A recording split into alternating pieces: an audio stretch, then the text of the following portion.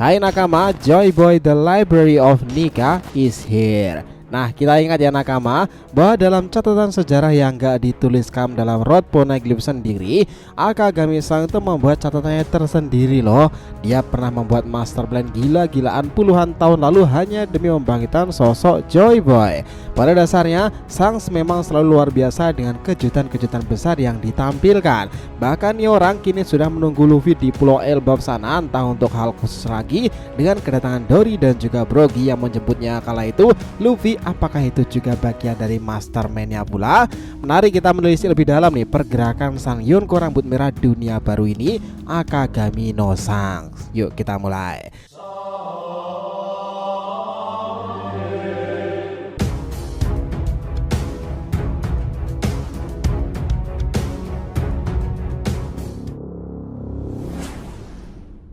Namun sebelum masuk pembahasan ya, jangan lupa untuk like video ini ya nakama. Ya sebagai bentuk support kalian semua nih untuk channel ini ke depannya agar terus berkembang dan berpetualang bersama Nika sang Joy Boy ini. Nah jika sudah, terima kasih banyak dan mari kita mulai petualangannya. Kita tahu nih setelah semua pergerakan yang mereka lakukan sekarang ini, Yonko dunia baru dan juga para rivalnya benar-benar harus waspadai pada kubu Mugiwara. Sementara sekarang ini pun di Battle Final Egghead sendiri, Joy Boy itu benar-benar akan melangsungkan duel serius menghadapi para armada tempur angkatan laut loh. Dan itu sudah terjadi setelah dirinya bangkit dan menari di atas kalahan Yonko Kaido.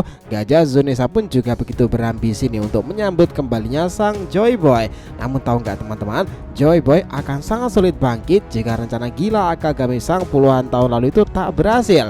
Itulah sebabnya dia melakukannya dengan hati-hati. Lalu gimana pendapat kalian semua tentang setiap pergerakan dari Akagami sang sini? Pembahasan ini kita mulai setelah apa yang terjadi dengan Luffy saat ini ya. Jika kita cari jauh dari masa lalu, latar belakang kapten kita Monkey D. Luffy itu bisa menjadi seperti yang sekarang ini dengan ciri khas topi jeraminya. Juga julukan sebagai manusia kara itu dikarenakan oleh satu karakter misterius. Dia adalah sang si rambut merah alias Akagami no Jackie. Sang itu adalah bajak laut yang sudah muncul bahkan dari chapter 1 One Piece yang berjudul Romance Dawn kala itu ya, yang dirilis tahun 1997. Ada yang udah lahir. Namun kemunculan dan juga perannya dalam alur cerita One Piece sampai di episode terbaru ini mungkin masih bisa dihitung dengan jari ya. Untuk karakter sebesar sang ini tentu masih sangat-sangat kurang kan, tetapi setiap pergerakannya selalu misterius dan terkait. Dia sekarang yang terbaru sekarang ini ada di Elbaf. Namun nih, walaupun kemunculan sang ini sangat jarang, tetapi apa yang sudah terjadi selama ini dengan universe One Piece sendiri, terutama untuk apa yang sudah terjadi dengan Luffy ya khususnya, seakan-akan sudah direncanakan dengan rapi oleh sang dan para anggotanya itu loh. Kita angkat lebih dalam nih. Sebelum bertemu dengan Sans, Luffy itu memang tidak memiliki rencana menjadi angkatan laut apapun caranya. Menurutnya itu sebuah hal yang membosankan kan, dan itu tak akan memiliki kebebasan. Saya pada akhirnya Luffy yang kala itu belum memiliki ambisi menjadi raja bajak laut, dia kemudian bertemu dengan sosok Akagami. Di pelabuhan kecil tersebut, Luffy akhirnya pertama kali mendengar suara itu seperti ini. Namaku Akagami-san, aku adalah kapten dari kapal ini. Dari sini ceritanya perlahan-lahan dimulai. Sans, aku ingin jadi bajak laut. Ya tiap hari Luffy itu selalu menemuinya nih, dan pada akhirnya dan mengulangi kata-katanya itu. Dia mengatakan itu karena sering mendengar bajak laut itu kuat dan mengesankan. Mereka menyenangkan dan terpenting mereka memiliki kebebasan. Sejak awal semua hal yang Luffy ketahui tentang bajak laut sekarang ini bisa dibilang Luffy sudah terdoktrin dari semua pembicaraan sang ini dengannya. Sang banyak menceritakan tentang para bajak laut dan dunia luar yang begitu menakjubkan nih.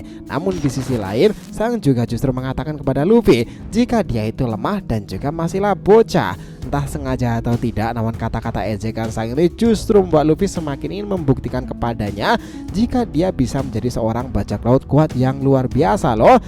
Yang anehnya lagi adalah jika buah iblis Gomu Gomu no Mi alias Hito Hito no Mi ini memang sangat berharga untuk pemerintahan dunia sendiri. Bahkan sampai-sampai pihak pemerintahan dunia itu memerintahkan agen rahasia tingkat tinggi Cyberpol kala itu untuk mengirimkan buah iblis ini. Sampai pada akhirnya agen rahasia Cyberpol ini dipenjara karena gagalnya tugas pengawalan buah tersebut loh teman-teman. Kita tahu lah ya siapa agen si Purple itu dan siapa orang yang mencuri atau merebut buaya iblis itu dari tangannya. Ya, agen itu yang dimaksud adalah Husu. Orang yang sudah mencuri buaya iblis di tangannya adalah Akagami no Sang bersama para krunya. Buaya iblis itu terus berada di tangan Sang sampai pada akhirnya Sang sampai di desa Fusa, yaitu desa di mana tempat tinggal Luffy kecil itu berada. Nah, lagi-lagi ada hal yang aneh di sini kan ya. Tidak mungkin rasanya Sang tidak tahu apa keistimewaan dan apa yang membuat buaya iblis itu begitu spesial. Jika tidak, kenapa Sang sampai rela nih susah payah merebutnya dari tangan para agen si Purple itu? Oke lah, kita anggap Sang tidak tahu betapa istimewanya buaya iblis yang sudah dicurinya itu ya. Namun bagaimana bisa harta jarahan yang seharusnya itu adalah sesuatu yang berharga bisa diletakkan begitu saja di atas meja tanda penjagaan tanpa pengawasan itu, dan bisa begitu saja diambil bahkan dimakan oleh Bakasejo kita Monkey di Luffy kecil kan? Walaupun di sini kita anggap Sang tidak tahu akan keistimewaan buaya iblis ini, tetapi setidaknya Sang dan para krunya itu tahu jika itu adalah benda yang sangatlah berharga kan. Jika tidak, mana mungkin harus dikawal oleh seorang top agen seperti Wushu kala itu. Lantas kenapa bisa dia letakkan di hadapan bocah sebegitu gampangnya? Itu menarik kan. Setelah peristiwa itulah dimulai doktrin Sang kepada Luffy yang sering gak bilang jika itu adalah buaya iblis karet Gomu Gomu no Mi. Artinya jika kau sudah memakannya maka kau tak akan sanggup berenang menghadapi laut di luaran sana. Itu adalah sebuah pantangan. Sampai dari perpisahannya peristiwa besar terjadi kan. Luffy yang diculik kala itu akhirnya kembali diselamatkan Sang dengan mengorbankan tangannya karena dimakan oleh saking kala itu. Namun peristiwa itulah sepertinya menggetarkan rasa Luffy akan kekaguman dan ketakutannya kepada Sang. Peristiwa itulah yang akhirnya juga membuat Sang itu membuat keputusan besar. Ia berikan topi jerami itu kepada seseorang yang memiliki jiwa kebebasan murni seperti kaptennya dahulu Goldie Roger. Hal itulah lantas ia beritahukan kepada gurunya di masa lalu, Silver Rally di Sabo di Archipelago. Tahun berlalu, hari berganti sampai pertemuannya di perang puncak marinir nih. Luffy yang membeku karena Porga di tewas kala itu, semuanya akhirnya diberhentikan setelah kedatangan Akagami kan. Ia kembalikan lagi topi itu kepada Luffy karena belum sepantasnya Luffy bertemu dengannya. Apalagi Luffy kala itu berada pada keadaan semaput kan ya. Nah, itu pertempuran di Wano Kuni akhirnya sedikit rahasia pertemuan dan doktrin Sang itu sepertinya berhasil dan terbongkar nih. Namun sayangnya di sana pun juga gagal pertemuan itu antara Luffy dan juga Akagami. Ya, sebenarnya buaya iblis Luffy itu bukanlah Gomu Gomu kan, pada saat itu juga terungkap. Itu adalah Hitohito no Mi model mythical Zoan Nika. Inilah buaya iblis yang sudah 500 tahun dicari pemerintahan dunia. Setelah didapatkan, Wushu diambil Sang dan terbangun kekuatan sebenarnya. Ketika melampaui batas melawan Kaido, genderang pembebasan Joy Boy terlahir kembali. Bahkan buaya iblis ini mampu manipulasi seluruh ruangan dan area sekitarnya lainnya Logia teman-teman. Dewa Matahari Nika itu adalah sebutan lain dari representasi Hitohito no Mi yang awalnya dibawa oleh Akagami. Dengan kata lain di sini ya, Sang sendiri berpengaruh dalam perkembangan jalan cerita Luffy, atau bahkan dia adalah sosok yang menciptakan Joy Boy dalam diri Luffy yang membuat dunia Perionkoan sekarang heboh karenanya dan bergeser. Tanpa ada Sang, kisah kebenaran Gomu Gomu menjadi Hitohito no Mi tidaklah seheboh seperti sekarang. Bahkan jika dicermati kala itu ya, Sang selalu tersenyum dan antusias melihat perkembangan seseorang yang telah ia bentuk dari masa lalu itu. Ia tersenyum ketika Luffy mengalahkan jenderal terkuat Kaido. Ia datang ketika Luffy dalam bahaya di perang puncak Marineford untuk menghentikan tragedi yang tak diinginkan. Atau bahkan Sang sudah merencanakan jika kebangkitan Joy Boy adalah ketika melawan makhluk terkuat di kisah One Piece Yonko Kaido kala itu.